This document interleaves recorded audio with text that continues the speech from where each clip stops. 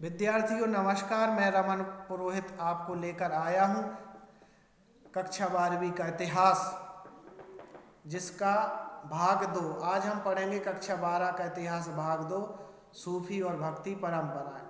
तो इसमें जो अध्याय 6 है, जो इसका पाठ, इसमें से प्रश्न आता है। इसमें वर्णन किया गया है कर्नाटक की वीरशैव परंपरा। पिछले वीडियो में मैंने बताया था कि वीरशैव परंपरा क्या है, वीरशैव क्या है। वीरशैव क्या है कि जो भगवान शिव को मानने वाले लोग हैं उनको वीरशैव परंपरा कहते हैं। तो कर्नाटक की वीरशैव परंपरा को समझाइए। ये वीरशैव परंपरा क्या थी, कौन मानने वाले लोग थे, यह किस प्रकार चली, इसके बारे में हम वर्णन करते हैं। तो आइए उत्तर जानते हैं। तो 12वीं शताब्दी में कर्नाटक में एक नया आंदोलन चलाया गया, जिसका नेतृत्व बासवन्ना नामक एक ब्राह्मण ने किया। तो 12वीं शताब्दी में ये वीरशैव परंपरा का प्रारंभ हुआ। अब प्रश्न इसमें से यह भी बन सकता है कि वीरशैव परंपरा का प्रारंभ कब हुआ, किसके नेतृत्व में यह परंपरा चलाई गई, किसके नेतृत्व में यह परंपरा शुरुआत हुई, कब हुई, कैसे हुई। तो कोई भी इससे संबंधित प्रश्न आता है तो आप उत्तर लिख सकते हैं। तो इसका उत्तर है कि 12वीं शताब्दी में कर्नाटक में एक नया आंदोलन चलाया गया। इस आंदोलन का नेतृत्व बासवन्ना नामक एक ब्राह्मण ने किया। तो इनके जो अनुयायी थे वीरशैव, वे लिंगायत कहलाए। तो इस प्रकार से जो बासवन्ना नामक ब्राह्मण ने आंदोलन चलाया, तो इसका जो अनुयायी थे उनको वीरशैव कहा गया और इसको लिंगायत भी कहा गया। तो इस तरह से जो 12वीं शताब्दी में कर्नाटक में जो आंदोलन, भक्ति परंपरा का आंदोलन चलाया गया, तो जो इसके अनुयायी थे या मानने वाले लोग थे उनको वीरशैव कहा गया या लिंगायत भी कहा गया है। तो आज भी लिंगायत समुदाय का इस क्षेत्र में बहुत महत्व है। इन्हीं को वीरशैव कहते हैं, इन्हीं को लिंगायत कहते हैं। तो लिंगायत क्यों कहते हैं? वीरशैव तो हमने मान लिया कि भगवान शंकर की या शिव की पूजा करते थे, इसलिए उनको वीरशैव कहा गया। अब इनको लिंगायत भी कहते हैं। तो लिंगायत इसलिए कहा गया कि ये लोग शिव की आराधना लिंग के रूप में करते थे। जो शिवलिंग होता है उसकी पूजा करते थे, आराधना करते थे।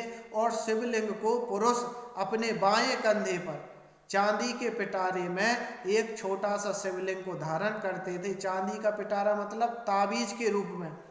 तो ताबीज के रूप में पुरुष बाएं कंधे पर उस ताबीज में छोटा सा शिवलिंग को बनवाकर उस ताबीज में या चांदी के पिटारे में पुरुष बाएं कंधे पर धारण करते थे, इसलिए इनको लिंगायत कहा गया है।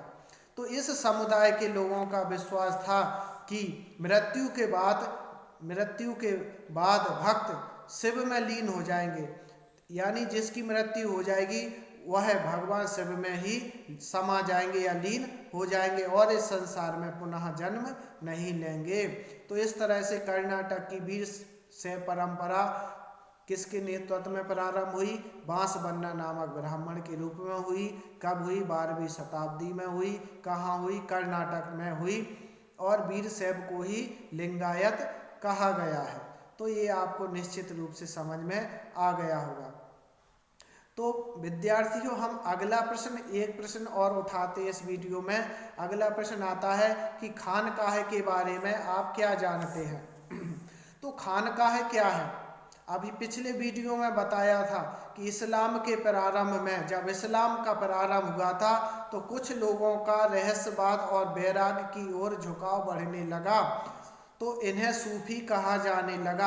अब यहाँ पर प्रश्न आ सकता है कि सूफी किन्हें कहा जाने लगा, या खानकाह का के बारे में आप क्या जानते हैं?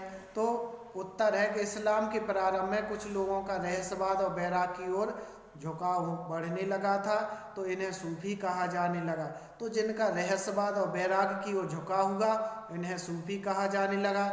तो कब? 11वीं शताब्दी तक सूफीवाद एक पूर्ण विकसित आंदोलन बन गया था।